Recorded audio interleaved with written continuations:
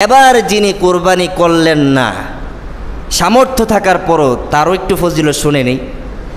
হযরত আবু হুরায়রা রাদিয়াল্লাহু তাআলা আনহু থেকে বর্ণিত মুসলিম শরীফের হাদিস, তিনি বর্ণনা করেছেন আল্লাহ রাসূল সাল্লাল্লাহু আলাইহি সাল্লাম ইরশাদ করেন, যে ব্যক্তির সামর্থ্য থাকা সত্ত্বেও কোরবানি করলো না, এই যেন ঈদগাহে না আসে। এই যেন কোথায় না আসে? ঈদগাহে না আসে। অর্থাৎ যে কোরবানি করলো না, যার সামর্থ্য আছে কোরবানি করে নাই, সে যেন নামাজ আদায় করতে ঈদগাহে না আসে। এটা অনেক বড় ধমক। ধমকের সুরে আল্লাহ রসুল কথা বলেছেন, ব্যথা নিয়ে কথা বলেছেন। আল্লাহ তাকে ধন সম্পদ দান করেছে, মাল দিয়েছে, জান দিয়েছে, কিন্তু এই মালের হক সে আদায় করতে পারে নাই, জানের হক আদায় করতে পারে নাই, কোরবানির দিনে কোরবানি করতে পারে নাই। আরে সে তো কোনো উম্মতই হতে পারে না। আর যে আমার উম্মত না, সে আমার সাথে ঈদগাহে নামাজ আদায় করবে কি করে? ধমকের সাথে আল্লাহ রসুল বলেছেন, যে ব্যক্তির সামর্থ্য থাকার পরও কোরবানি করলো না, সে যেন আমার সাথে মুসল্লায় নামাজ আদায় না করে। এটা অনেক বড় সতর্কবার্তা, অনেক বড় ধমক। তাহলে কোরবানি আদায় করলে যেমন ফজিলত, কোরবানি আদায় না করলে তেমন ধমক রয়েছে, শাস্তিও রয়েছে। শুধু তাই নয়, যে ব্যক্তির উপরে কোরবানি আবশ্যক, সে ব্যক্তি যদি কোরবানি আদায় না করে, সে কোরবানিটা তার উপরে থেকে যায়। এবার আসেন কোরবানি সম্পর্কে। কোরবানির শাব্দিক অর্থ কি? কোরবানির শাব্দিক অর্থ হচ্ছে নৈকট্য লাভ করা। কোরবান শব্দটি কুরবুন থেকে এসেছে।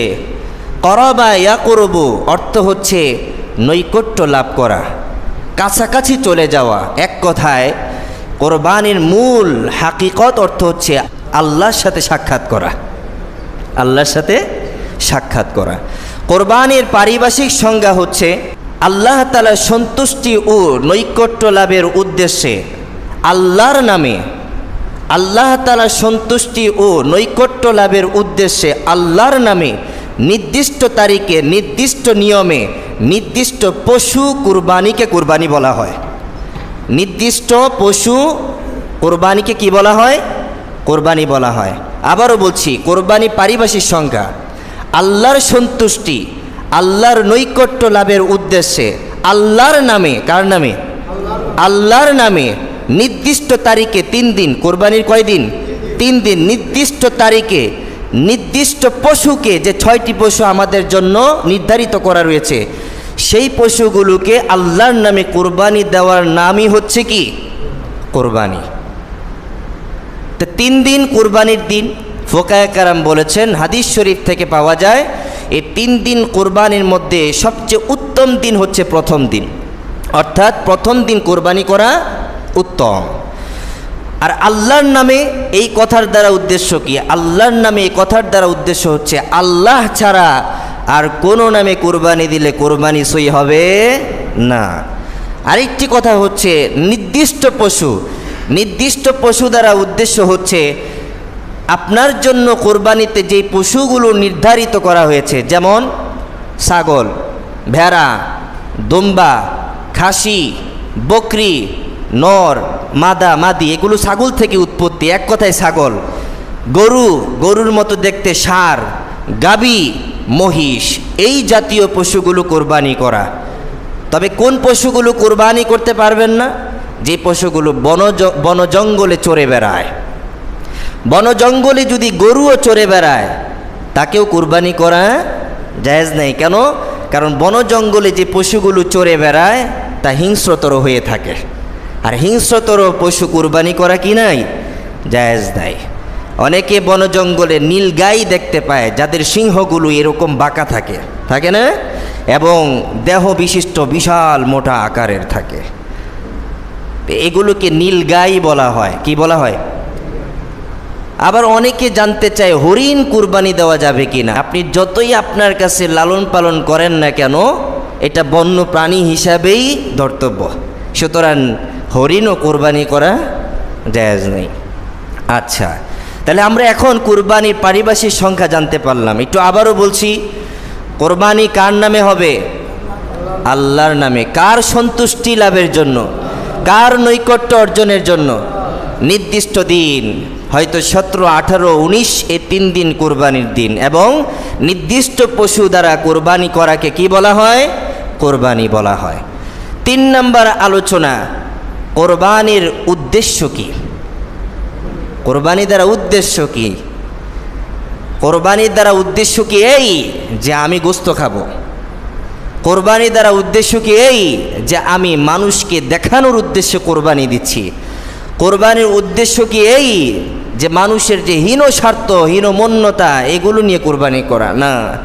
আল্লাহ পাক রব্বুল আলামিন পবিত্র কোরআনে কারীমের সূরা কাউসারে উল্লেখ করেছেন, ফাসাল্লি লিরাব্বিকা ওয়ানহার। হে নবী, আপনি আল্লাহর প্রতি কৃতজ্ঞতা জ্ঞাপনের জন্য, আল্লাহর প্রতি বিনীত হওয়ার জন্য আপনি কোরবানি করেন। এর মানে কি? আপনি যদি বিনীতভাবে কোরবানি করেন, আপনি আল্লাহর নৈকট্য অর্জন করতে পারলেন। তাহলে কোরবানির মূল উদ্দেশ্য হচ্ছে আল্লাহর নৈকট্য অর্জন করা, আল্লাহর নৈকট্য। আর কোরবানিটা এই জন্যই আসছে, কোরবানিটা এই জন্য আসছে যে বান্দা তার পরহেজগারি, বান্দা তার তাকওয়া, বান্দা তার সকল কিছু একমাত্র আল্লাহর জন্যই। কার জন্য? আল্লাহর জন্য। ইন্না সলাতি ওয়া নুসুকি ওয়া মাহইয়ায়া ওয়া মামাতি লিল্লাহি রাব্বিল আলামিন। ইন্না সলাতি, যে বান্দা বলবে নিশ্চয়ই আমার সলাত, নিশ্চয়ই আমার দোয়া, জিকির, তাসবিহ, তাহলিল সব কিছু যা আছে, ওয়া নুসুকি, আমার কুরবানি। আমার কুরবানি বলতে কি বোঝায়? গরু কুরবানি না, এ কুরবানি দ্বারা সব কুরবানি উদ্দেশ্য। আল্লাহর রাস্তায় দান করাও কুরবানি। কথা বলেন, আল্লাহর রাস্তায় দান করাও কি কুরবানি? মসজিদে দান করাও কি? মাদ্রাসায় দান করাও কি? ফকিরকে দান করাও কি? অসহায়কে দান করাও কি? কুরবানি। আবার কুরবানির দিনে পশু জবাই করাও কি কুরবানি। বলছে ইন্না সলাতি ওয়া নুসুকি, যে বান্দা বলবে নিশ্চয়ই আমার দোয়া, জিকির, তাসবিহ, তাহলিল সকল ইবাদত আল্লাহর জন্য, আমার সকল কুরবানি আল্লাহর জন্য, আমার পুরা জিন্দিগিটা আল্লাহর জন্য, মৃত্যুটাও আল্লাহর জন্য। এই মৃত্যু দ্বারা কোন মৃত্যু উদ্দেশ্য? এই যে প্রতিদিন আপনি ঘুমান, ঘুমিয়ে আবার জাগ্রত হন, আল্লাহ যে আপনাকে ঘুম পাড়ায় দেয়, এটা বলেন নেয়ামত না? এটা নেয়ামত, নেয়ামত কি না বলেন? আল্লাহ যে প্রতিদিন রাত্রে আপনাকে ঘুম পাড়ায় দেয়, 10-12টা ঘুমের ট্যাবলেট খেয়েও মানুষের ঘুম আসে না যদি আল্লাহ ঘুম পাড়ায় না দেয়। কথা বলেন। আমার চোখে দেখা একজন রুগী 10-12টা ঘুমের ট্যাবলেট খেয়েও তার ঘুম আসে না। সেই ঘুম কে দান করেছেন? ওয়ামামাতি, এখানে মৃত্যুর কথা বলা হয়েছে। মানুষের প্রতিদিনের রাত্রির যে ঘুম, এটাই মৃত্যু, এটাই কি মৃত্যু। আল্লাহ তাআলা বলছে যে বান্দা বলবে আমার এই প্রতিদিনের ঘুম, প্রতিদিনের যে মৃত্যু, এই সমস্ত কিছু আল্লাহর জন্য, আল্লাহ বলছে আমি তার জন্য। সুবহানাল্লাহ বাড়িতে বললেন। আল্লাহ বলছে আমি তার। ইন্না সলাতি ওয়া নুসুকি ওয়া মাহইয়ায়া ওয়া মামাতি লিল্লাহি রাব্বিল আলামিন, যে বান্দা বলবে আমার সলাত, আমার কুরবানি, আমার মৃত্যু, আমার জীবন সব কিছু রব্বুল আলামিনের জন্য, আল্লাহ বলছে আমি তার জন্য, আমি তার। কুরবানিকে আল্লাহ তাআলা এই হিসাবেই প্রবর্তন করেছেন। এই জন্য পবিত্র কোরআনে কারীমের এক আয়াতে আল্লাহ তাআলা বলছেন লা ইয়ানালাল্লাহা লুহুমুহা ওয়ালা দিমাউহা ওয়ালাকিন ইয়ানালুহুত তাকওয়া মিনকুম। আল্লাহ তাআলা বলছেন তোমরা যে কুরবানি করো, এ কুরবানির একটি অংশ আমার কাছে পৌঁছায় না, আর এগুলোর মুখাপেক্ষী আমি নই, এগুলোর মুখাপেক্ষী তোমরা, গরুর মুখাপেক্ষী তোমরা, পশুর প্রতি আকৃষ্ট তোমরা। আমি পশুর প্রতি আকৃষ্ট নই, আমি আকৃষ্ট হচ্ছি তোমাদের তাকওয়ার প্রতি। সুবহানাল্লাহ। যার অন্তরটা তাকওয়া দিয়ে ভরপুর, যার অন্তরটা বিশুদ্ধ নিয়ত দিয়ে ভরপুর, যার অন্তরটা ইখলাস দিয়ে ভরপুর, আল্লাহ বলছে আমি সেই ইখলাসের প্রতি মুখাপেক্ষী, আমি সেই অন্তরের মুখাপেক্ষী, আমি পশুর মুখাপেক্ষী। এজন্য আল্লাহ বলছেন লা ইয়ানালাল্লাহ লুহুমুহা, লুহুম লাহমুনের বহুবচন, গোস্ত, রক্ত, হাড়, হাড্ডি, চামড়া, কোনো কিছুই আল্লাহর দরবারে পৌঁছায় না। শুধু একটি মাত্র জিনিস পৌঁছায়, ওয়ালাকি ইয়ানালুহুত তাকওয়া, বান্দার তাকওয়া, বান্দার পরহেজগারি, বান্দার খোদাবিরু, বান্দার ইখলাস। এই সকল কিছুর প্রতি আল্লাহ মুখাপেক্ষী। তারপর আল্লাহ বলছেন আমি তো এগুলোর প্রতিও মুখাপেক্ষী নই, কারণ এগুলোর প্রতি মুখাপেক্ষী হলে আমার কোনো কল্যাণ নাই। আমি যে এগুলোর প্রতি মুখাপেক্ষী এটা তোমাদের কল্যাণের জন্যই। সুবহানাল্লাহ। অর্থাৎ আমি যার দিলের মধ্যে তাকওয়া পাবো, যার দিলের মধ্যে সহি নিয়ত পাবো, যার দিলের মধ্যে বিশুদ্ধ ইখলাস পাবো, আমি তাকে ওই দিল অনুযায়ী পুরস্কার তাকে দান করব এবং তাকে আমি জান্নাতে প্রেরণ করব। তাহলে কোরবানির উদ্দেশ্য কি বলেন? খাওয়া। বলেন কোরবানির উদ্দেশ্য কি? খাওয়া। কোরবানির উদ্দেশ্য আমি গরুর গোশত ভক্ষণ করব। তাই তো অন্যান্য সময় ফ্রিজের কোনো সংবাদ শোনা যায় না। কোরবানির দিন আসলেই ঘরে একের চেয়ে দুইয়ের চেয়ে অধিক ফ্রিজের ব্যবস্থা হয়ে যায়, হয় না? আরে নিজের ঘরে ঠাই হয় না, অন্যের ঘরেও গিয়ে কোরবানির গোশত দিয়ে আসে, একটু রাখেন, আমারটা খালি হোক, তারপর আপনার থেকে নিবনে। কথা বলেন, আছে না নাই? বলেন তো এরকম নিয়তলা মানুষের কোরবানি হবে? হবে? কখনই হবে না। আরে তুমি তো বোকা মানুষ, তুমি যদি বুঝতে তাহলে এই নিয়ত তো কখনোই করতে না। আল্লাহ তো বলছে পশুই তো তোমার, তো এখানে গলত নিয়ত করার দরকার কি? আমি তো পশু চাই না, গোশত চাই না, রক্ত চাই না, এগুলো তো তোমারই। তুমি শুধু তোমার নিয়তটাকে খালেস রাখো যে তুমি আল্লাহর জন্য দিচ্ছ, আর আমি পশুটা তোমাকে বোনাস হিসাবে দিলাম। ব্যাকল বান্দা তো বুঝে না যে পশুটা তো আমারই, এখানে নিয়তকে গলত করার কি আছে? তুমি বড় পশু কিনেছ, মানুষ তোমাকে দেখবে, বলার দরকার নাই। এখানে চিন্তাশীল ব্যক্তির জন্য এই চিন্তা করা উচিত যে বড় পশু যেহেতু কিনলাম, আল্লাহ আমাকে বড় পশু কেনার তৌফিক দান করেছে। এখানে তো আর মানুষকে দেখার উদ্দেশ্য নাই, মানুষ তো এমনিই দেখতেছে।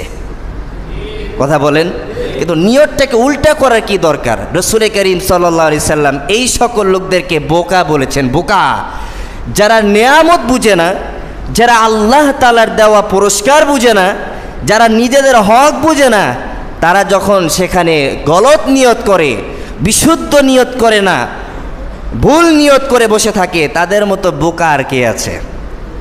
এরা বোকা, এরা নিজেদের সম্পদ নিয়েই সন্দেহ, এরা নিজেদের সম্পদ নিয়ে সন্দেহের মধ্যে আছে। আল্লাহ তাআলা পৃথিবীতে যত মানবকুল পাঠিয়েছেন, সমস্ত মানবকুলকে, মানবকুলের জন্য পুরা দুনিয়াটাকে তাদের অধীনে করে দিয়েছেন। কথা বুঝেন নাই? আল্লাহ তাআলা পৃথিবীতে যত মানবকুল পাঠিয়েছে, পুরা পৃথিবীটাকে মানবকুলের অধীন করে দিয়েছে। অর্থাৎ মানবকুল হচ্ছে মালিক আর পৃথিবীর সব কিছু হচ্ছে গোলাম। সুবহানাল্লাহ। তাহলে এই মালিক এই ধরনের বোকাসুলভ আচরণ কিভাবেই করবে? এই মালিক কিভাবে গলত নিয়ত করতে পারে? কিভাবে তার ভিতরে রিয়া থাকতে পারে, লোক দেখানো আমল থাকতে পারে, যে মানুষকে আল্লাহ তাআলা পুরা জগতের মালিক হিসাবে পাঠাইছেন? তাহলে সে বোকা নয়? অবশ্যই বোকা। তাহলে কোরবানির উদ্দেশ্য কি বলেন ভাই? একমাত্র আল্লাহর সন্তুষ্টি ও আল্লাহর নৈকট্য লাভের উদ্দেশ্যেই কোরবানি, এবং নিজের তাকওয়াদারি, নিজের পরহেজগারি যত পারা যায় তত আল্লাহর সামনে তুলে ধরা। এবার আসেন কোরবানির ফজিলত কি, কোরবানির তাৎপর্য কি? কোরবানির তাৎপর্য হচ্ছে এই কোরবানি সকল নবী রাসূল আদায় করেছেন। বলি সুবহানাল্লাহ।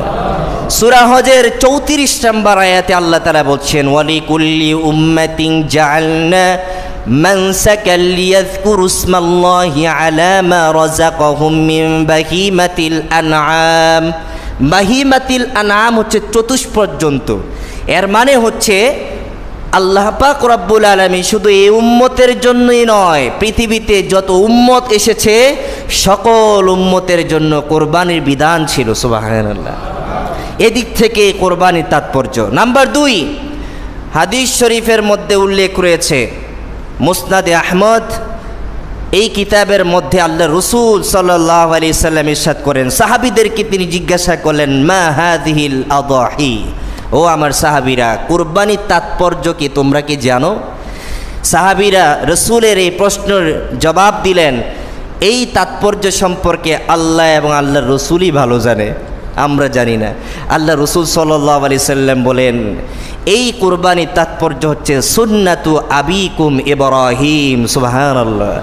এই কোরবানির তাৎপর্য হচ্ছে তোমাদের জাতির পিতা হযরতে ইব্রাহিম আলাইহিসসালামের স্মৃতিচরণ সুন্নাত। জাতির পিতা হযরত ইব্রাহিম আলাইহিসসালামের সুন্নাত, সেই ধারাবাহিকতায় শেষ নবীর উম্মতের উপরে এই কোরবানি আবশ্যকীয়। এই হচ্ছে কোরবানির তাৎপর্য। কোরবানির ফজিলত কি? কোরবানির ফজিলত হচ্ছে হযরত আনাস রাদিয়াল্লাহু তাআলা আনহু থেকে বর্ণিত মুসলিম শরীফের হাদিস। আল্লাহ রাসূল সাল্লাল্লাহু আলাইহি সাল্লাম ইরশাদ করেন, যে ব্যক্তি মোটা তাজা পশু কোরবানি করবে, এই কোরবানির পশুটাই পুলসিরাতের দিন ওই ব্যক্তিকে সাওয়ারি হয়ে জান্নাতে পার করে দিবেন, জান্নাতে পৌঁছাই দিবে। মুসনাদে বাজ্জার কিতাবের মধ্যে এসেছে, এটা একটা হাদিসের গ্রন্থ, এবং তিরমিজি শরীফের হাদিসের মধ্যে উল্লেখ রয়েছে আল্লাহ রাসূল সাল্লাল্লাহু আলাইহি সাল্লাম ইরশাদ করেন, বনি আদম সন্তানের সবচেয়ে বড় উত্তম আমল হচ্ছে কোরবানির দিনে কোরবানি করা, আর আল্লাহর কাছে বনি আদমের এই কোরবানির দিনে কোরবানি করা হচ্ছে সবচেয়ে উত্তম আমল। সুবহানাল্লাহ। তাহলে এই কোরবানির ফজিলত আছে। আরেকটি ফজিলত তিরমিজি শরীফের গ্রন্থের মধ্যে আল্লাহ রাসূল সাল্লাল্লাহু আলাইহি সাল্লাম ইরশাদ করেন, যে ব্যক্তি কোরবানি আদায় করবে বিশুদ্ধ নিয়তে, কোন নিয়তে? বিশুদ্ধ নিয়তে। হযরত আলী রাদিয়াল্লাহু তাআলা আনহুও বলেছেন, ওই ব্যক্তির কোরবানিকৃত পশুর চামড়া, খুর, হাড্ডি যা কিছু আছে সমস্ত কিছু কিয়ামতের ময়দানে উপস্থিত হয়ে ওই ব্যক্তির ব্যাপারে সুপারিশ করবে এবং তাকে জান্নাতে পাঠিয়ে দিবে। তাহলে কুরবানির ফজিলত আছে, আছে না?